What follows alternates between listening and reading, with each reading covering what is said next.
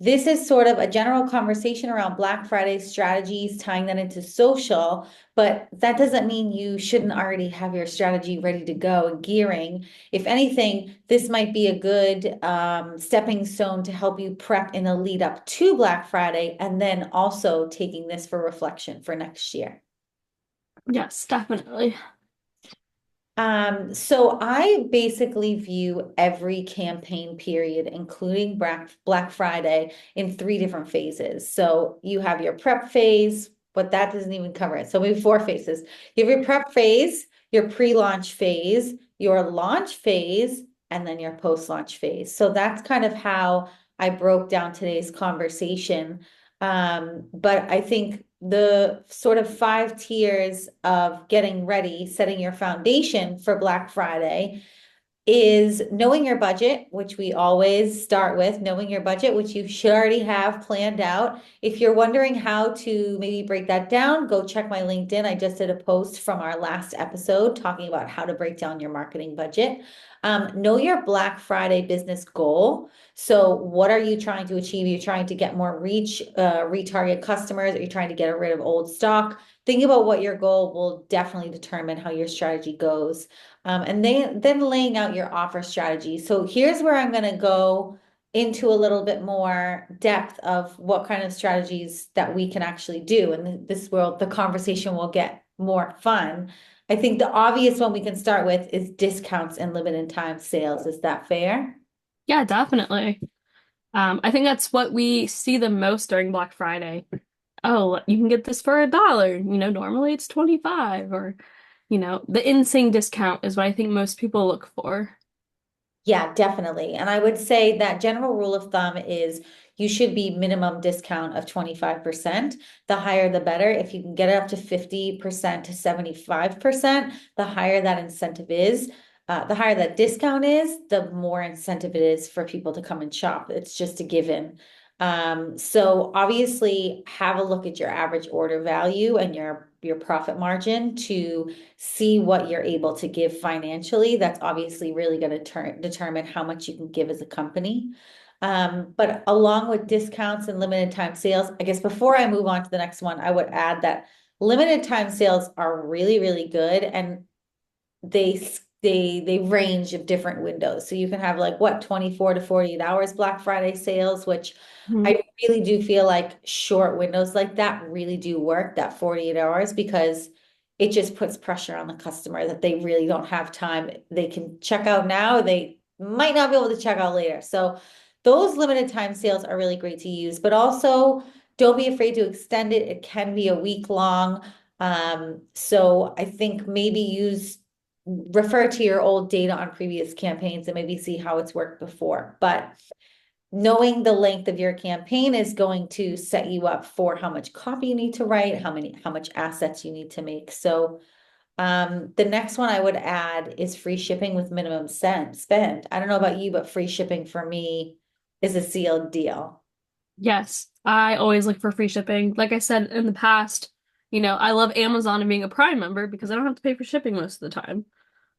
And I Always. see that as cost savings all the time. Like, oh, okay, I don't have to spend an extra $20. Sweet. Even though it's probably incorporated with the cost of the product, I don't see that as a consumer. So I definitely agree with free shipping.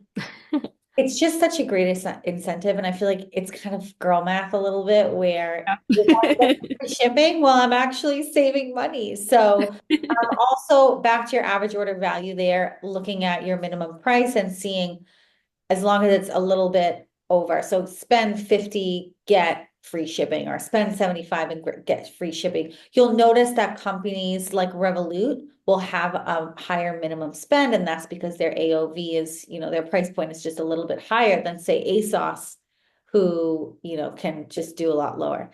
So the free shipping and then free product with purchase. I feel like not enough companies still do this.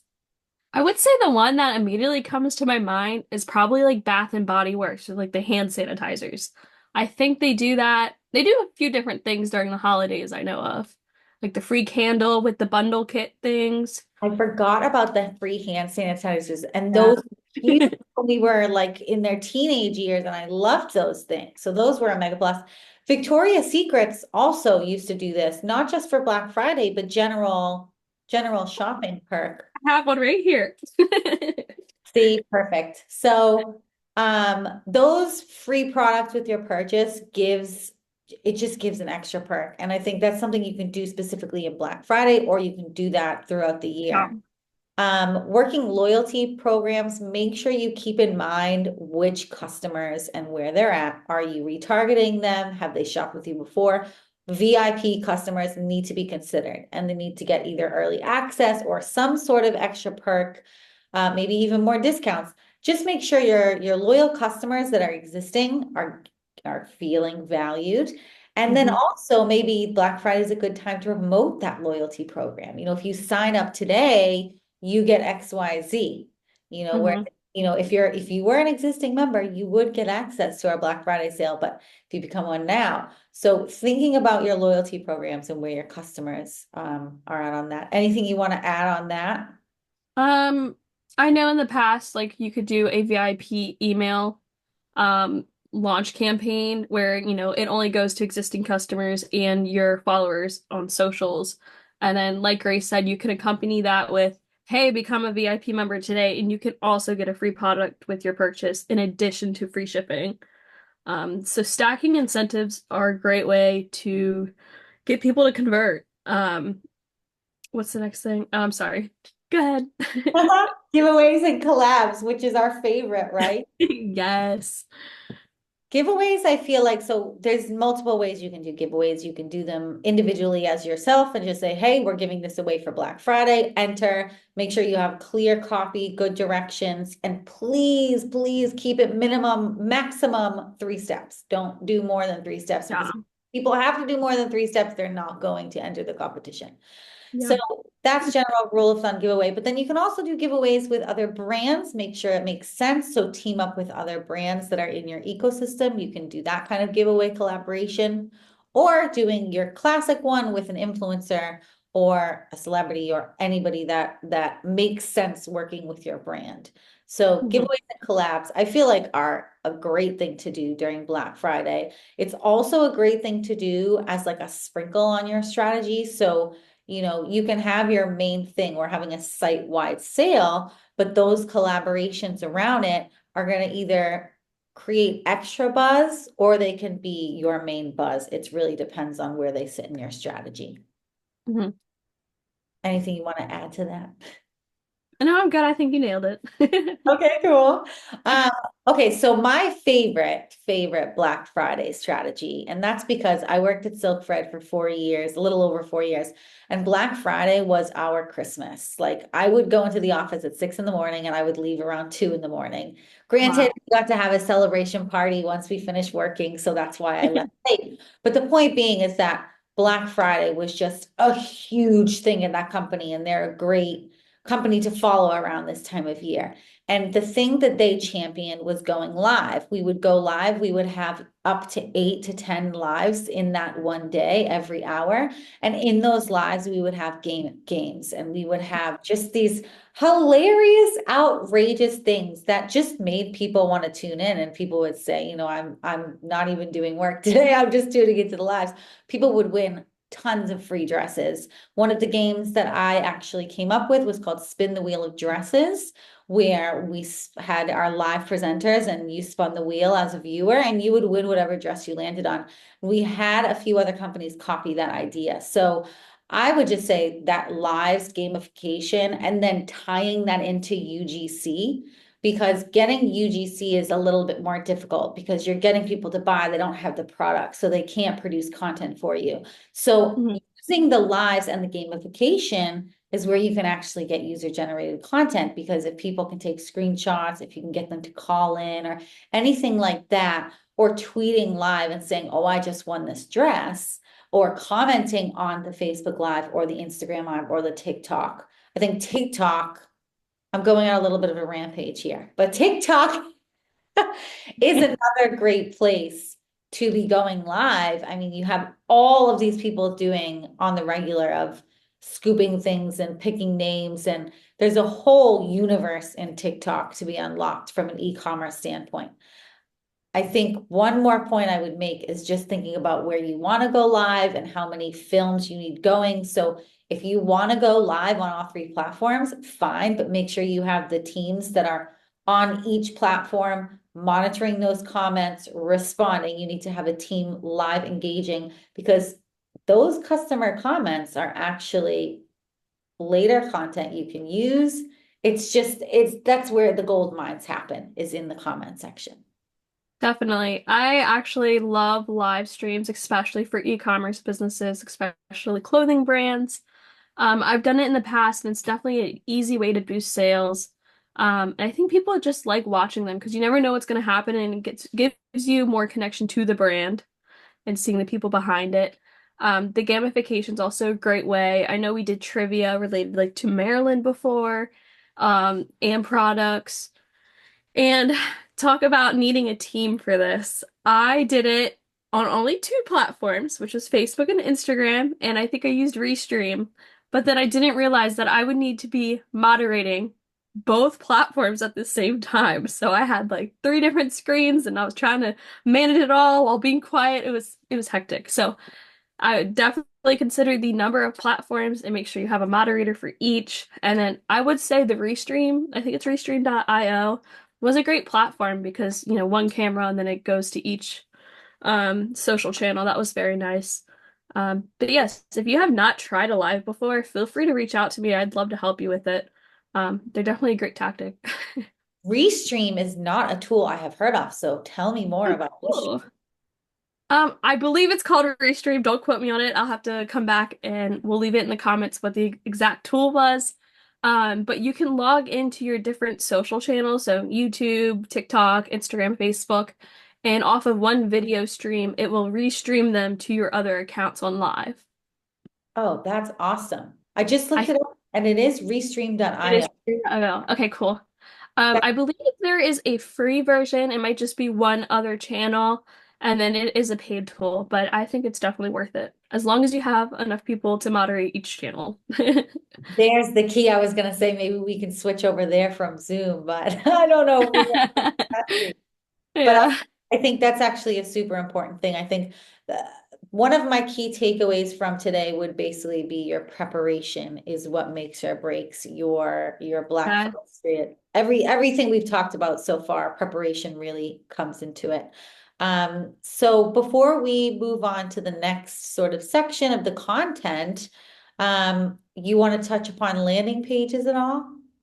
yes, I think this is one of those things that can be, you know, forgotten about kind of, but I would say put an emphasis on your checkout pages, your landing pages, make sure they're optimized, everything, all the buttons are working. Make sure it's good to go because if you're putting all this work in for awareness and they get down to the conversion part and that link's broken, then all that work kind of just goes out the window. Agreed. And make sure your CTAs make sense at where your customer's at in the journey. And also don't be afraid to be a little cheeky and do some testing before that page goes live. So if you're running some sort of landing page that you can mock the format of it and understand, okay, this layout definitely works for us, then you can apply that to your Black Friday thing. The also thing is that if you already have landing pages that you know are working, if you know they've worked before, reusing those. So Mhm. let's move on into the content strategy because this is where the fun happens, laying out your content strategy for Black Friday. Mhm. So I would say first laying out what type of content you want to have and where. So picking your platforms and also knowing what your branding is going to be. So looking at your best performing ads first. Let's look at the best performing ads. Are there any ones that fit the campaign theme that we want to have if we know that we have a theme for Black Friday? Because if you have best performing ads that you know work and it is a product that you can push forward, then you know that you can just smack a banner on there and put it out there and it's pretty guaranteed to work. But ensuring that that aligns with your themes. So looking at your winning ads and then saying, okay, how can we either create new content, whether you have a new shoot, you film new videos, you have a content day, and making sure that those best performing ads either the new content mimics that best performing step or they match up, because you're going to want to make sure that the branding site wide, you have to have assets made for your timeline photos across all platforms, for your profile photos, for any advertising. It just needs to make sure that the branding all aligns. That goes into what ads are going to run and where. So your organic stuff versus your paid versus your collaborations and giveaways. And then what needs to be filmed and what needs to be designed. So back to the ads, what are we repurposing? Do we just need to have a little bit of design done to it versus what needs to be created fresh? People like fresh stuff. So I always, when in doubt, always create new when you can. For every content that you're creating, you should technically have some sort of a shoot or content creation filmed around it. And then think a little bit deeper into not just what is our overarching content strategy, but what kind of trends can we play on? What ads that we know have worked for us or we know have worked for others? Some examples other than obvious trends is like actual styles of filming. So something I learned on TikTok from this guy named Creator Jed is a walking offer. And this is something that I have seen. I just haven't heard it coined, the term coined before, but it's when someone's just walking towards the camera, but the camera's going with them and they're selling their thing. And that's Okay. a walking offer. And apparently, based on his clients, he's saying all of his clients absolutely kill it with walking ads. So breaking that down and saying, we're going to do a walking paid ad, we're going to do a sitting interview paid ad style. So breaking those down.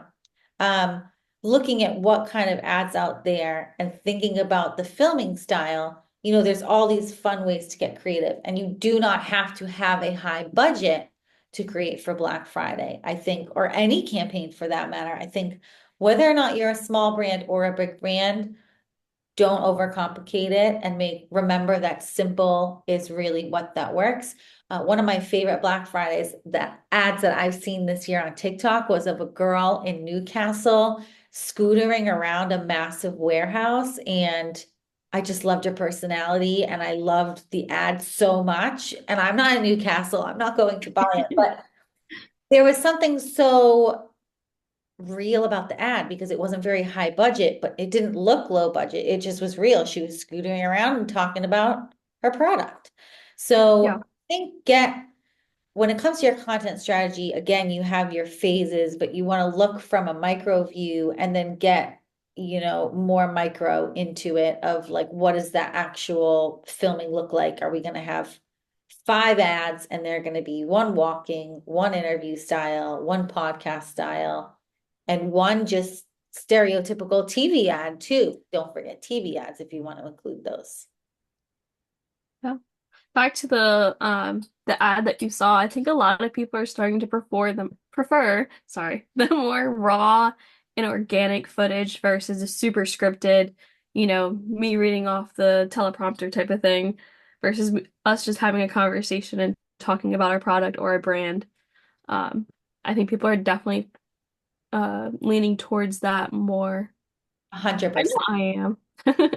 100%. And I think that is, when you watch TV versus scroll on social media, I don't know about you, but as a marketer, I'm like flabbergasted by the ads I see on TV. I'm like, what is this? Oh, let me mention one right now. It literally pisses me off.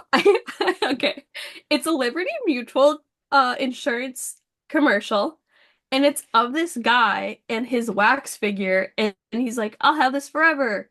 And then it melts. And I'm like, how much money did they waste on this dumb advertisement? Like, it's so bad. And I, it comes up all the time. oh, but you don't like it though. You don't like it. No, no. And now I judge commercials. Like whenever they pop up, I'm like, oh, that's a good one. Oh, that's terrible. Yeah, but it's wild to me how you look at TV and the TV adverts and even podcast adverts, they are just more salesy. And that is because Yeah. that's allowed and accepted on those platforms. That is not allowed and accepted on social media. It's just not. So Yeah. you're throwing money away, really, if you're just creating this big fancy ad. It doesn't really belong on social media.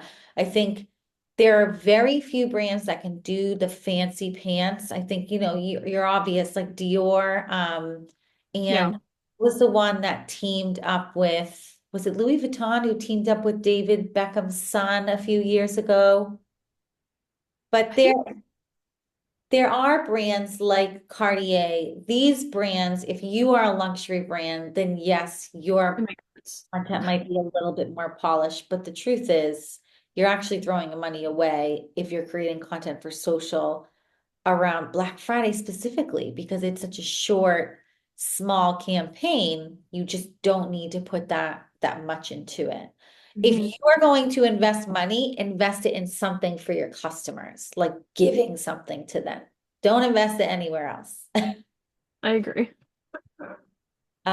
Something that I also noticed was Skims. They do a Black Friday sale. I love Skims marketing now. They obviously have a enormous budget, so they can do things that a lot of companies can't do. But taking things from social into email, once you follow them on social, they get you into your email. They will actually let people see their products before the sale goes live. And one, I think that's kind of like letting you look at the menu before you go to a restaurant, plants the seeds, lets you put things in your checkout. But Hmm. what it does is they can send you personalized specific emails on sale day about the ones you've already looked at. And I think, boom, that's a brilliant strategy, right? So Hmm. maybe your loyal customers taking that personalization a step data, taking the personalization a step further and saying, hey, we know you've shopped this and this with us. These items that go well with those items, they're on discount. You can shop them. Um, so I think also one last thing I would add is thinking about the functions of your website, both in the back end and the front end. What data can you set up that allows you as a marketer to look at in the back end of the website so you know what to push and know what's working in terms of sale items? But also the front end. So we see a lot of holiday sites do this where they say, oh, there's only 6 trips left.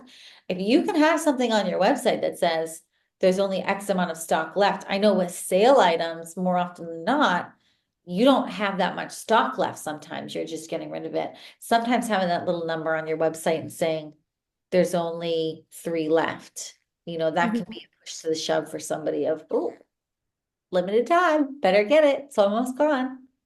I think even a countdown timer is beneficial as well. Oh, only 2 hours left of the sale. Something else I've seen are it's kind of like expiration marketing in a way. Like, hey, I've had this deal for the past 6 months, but now I'm dropping it down to $1, and it's now only available for these 24 hours. So you can either get it now or it's gone forever. Brilliant. I love this. Anything that promotes a sense of urgency for someone to convert in that time window, I think is great. And I think it's important for people not to get discouraged on Black Friday sales because I think the sales like process tends to be like this. Like they hear about it, they see about it, they get those emails and then it's Black Friday, it's near the end of the night, and then they buy. So even though it's a week out and you haven't had many sales, it's okay because the big day is Black Friday. The big day is Black Friday, and we used to sit and watch our screen until midnight and cheers at the final number. It really is such a special holiday. Um, Yeah. I know Black Friday got a little bit of a bad rap there because obviously consumerism is something our world's concerned about, which obviously everything we do, we want to do it sustainably as possible. But that's something too, like think about how can you work sustainability into your whole campaign, but also how can you make it full of value for the customer where it's like, hey, your money is actually going towards something good in this sale. So maybe that's another perk you can give away is a percentage of sales go towards a charity. I'm always going on about stuff like that because I love when like companies do that. I think it's like something like 31% of customers said they would rather shop with a business that has purpose and is giving back to something good with the earth. Mhm. Patagonia is referenced by many, many marketers many times because they've done so many good Black Friday sales. One Black Friday, they did a sale where they did not a sale, they did a promotion that was don't buy this jacket. That was one big campaign that took off. And another year, they said that 100% of Black Friday sales were going to this charity, and they hit 10 million in sales. Wow. Yeah. That's awesome. I mean, that's a bold move, but again, knowing your mission, Patagonia knows their mission, and now everyone else certainly does. Mhm. Um, that's how they work that into the strategy. And I would say, going back to ask yourself as a business, what's your mission on the Black Friday sale, but as a whole, because actually these campaigns, these Black Friday sales, they are a moment to really make yourself stand out as a brand. Even though there's a lot of noise out there, if you do it right, you can be noticed and it can make a difference for you. Mhm. So, in another tech aspect of things, so moving away from the content and the creative fun stuff, please set your tracking up well in advance. Have your tracking well in advance so your tech team and your PPC team can get those ads out there and start testing and building that data because you actually want to start warming things up before your campaign kicks off so you can kick those retargeting ads off as soon as they're ready. Basically preparation.